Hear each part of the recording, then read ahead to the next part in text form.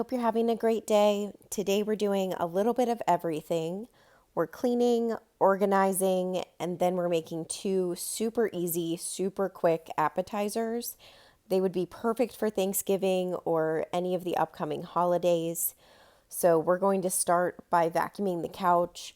There were so many crumbs, and Tegan also likes to take her chalk crayons and start coloring on the couch. So I'm just starting by vacuuming everything, and I try to do this every few weeks, and it always amazes me just how much dust and dirt collects in the couch. So come along with me, and I hope this gives you a little bit of cleaning motivation.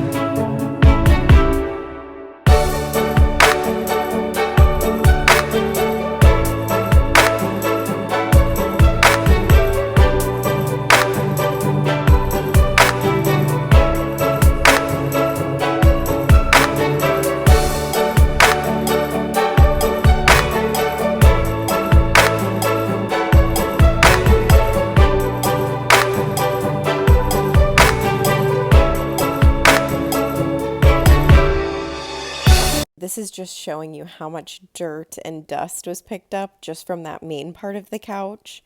It probably wasn't even as bad as it could have been, but still just gross with all of the dirt and dust.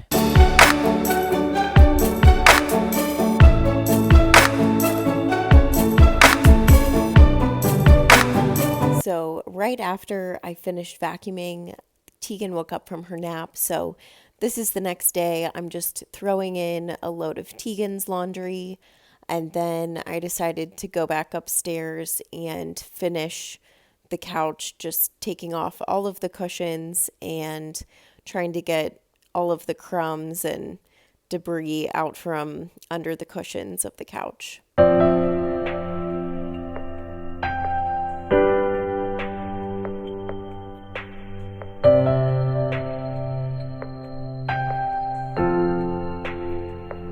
I'm surprised we didn't find more little toys and trinkets. We have a little hair bow and one of her chalk crayons, some snacks, and it looks like a little hair clip. The chalk crayons, I'm surprised we didn't find more of them. She loves bringing them over to the couch and, like I said, drawing on the couch, unfortunately. But that's the nice thing about the chalk crayons. They come up really easily.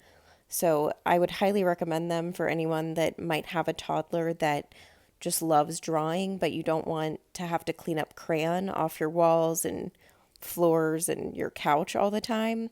I'll link the chalk crayons in the description box below, but they've definitely come in handy. They're just super easy to clean, and they basically are pretty similar to crayons. They're just chalk instead, so would highly recommend those.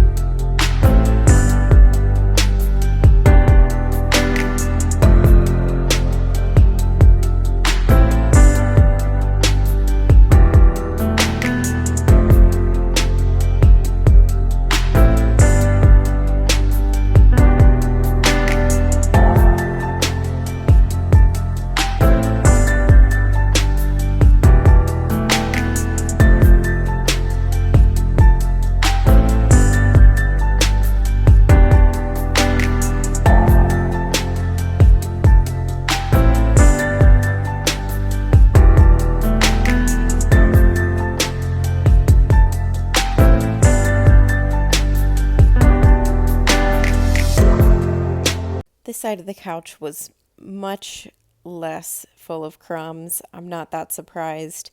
We spend most of our time on the other side of the couch. Does anyone else do that? You have this huge couch full of room, and we only sit on one side. So this part was a little easier to clean.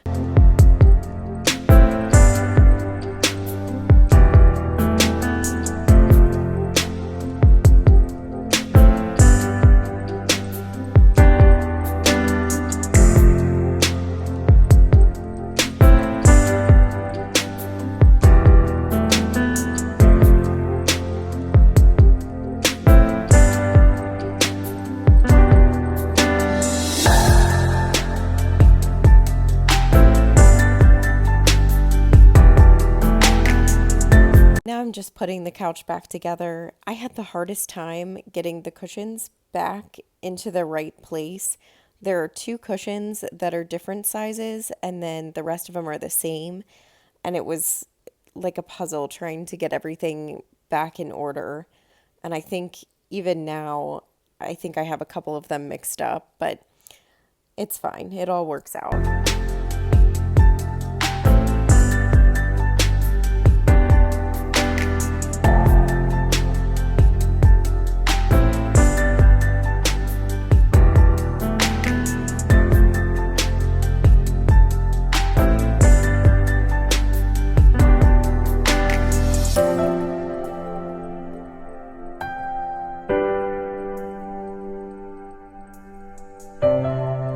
Next, we're moving into the kitchen. We are organizing Tegan's drawer. This is where we keep all of her little snacks that she can get on her own and bring to us, and her bibs and plates and bowls and cups, things like that. So it was just a mess, as you can see. So I started taking everything out and just wanted to organize it.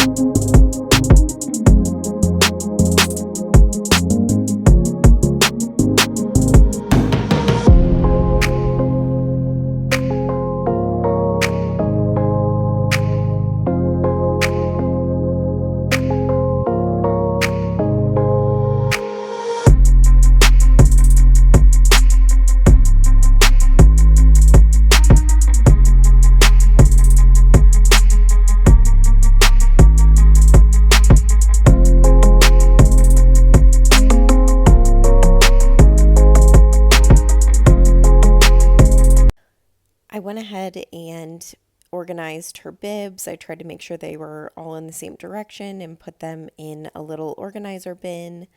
Then I moved on to the plates and tried to stack them as neatly as possible, as well as the bowls.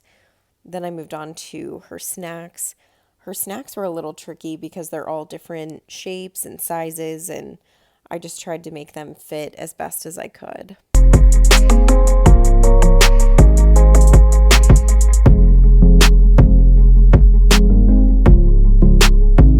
Next, I'm taking all of the dry cups and lids and just matching them up so that we can put them in the drawer.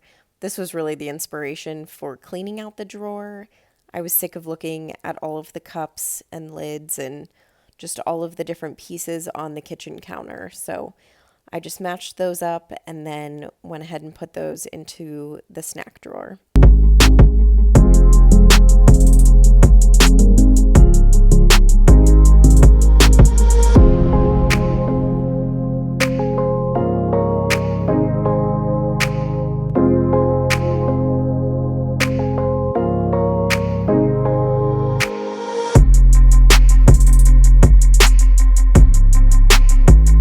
Now we're starting on our two super quick and easy appetizers.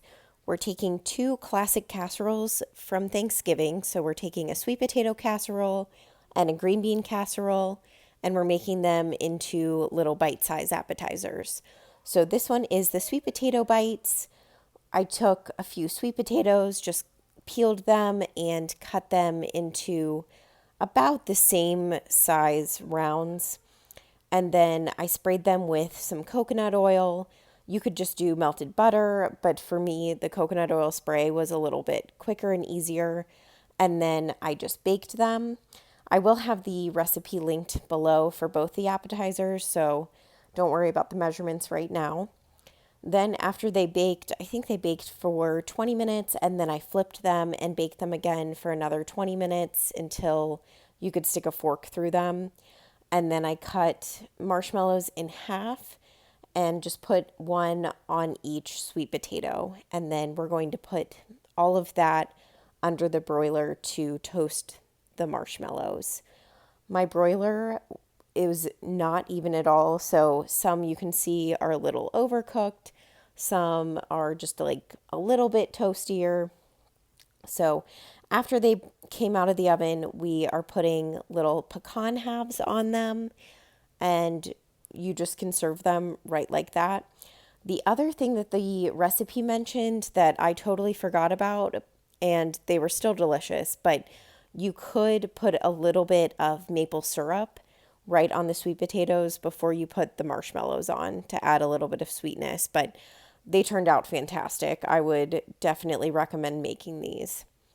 So the next one is a green bean casserole bite. So we're just taking some cream and mushroom soup, and then we'll add a little bit of half and half, and then some seasonings. What is your favorite Thanksgiving dish? Mine are definitely green bean casserole and sweet potato casserole, and I just thought these were very fun, easy appetizers to make. A little bit of a twist on the classic casseroles. So then we added in the eggs and obviously now the seasonings, a little bit of garlic powder, onion powder, nutmeg, pepper, and then we're just going to whisk that all together.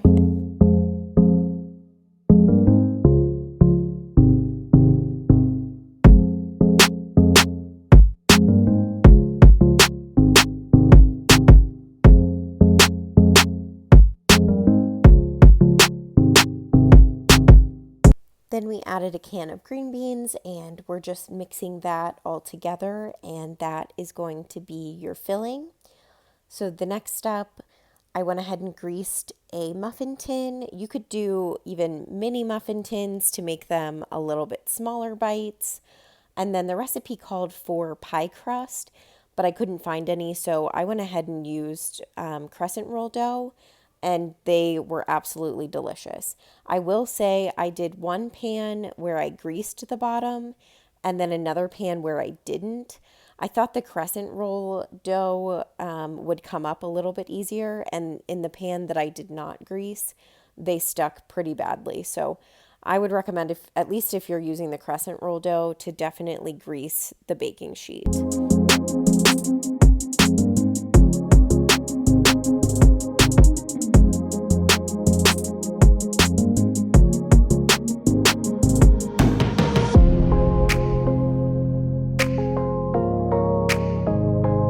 Once you have all of the crescents filled, you're going to put them into a 400-degree oven for 10 minutes, and they'll come out looking like this.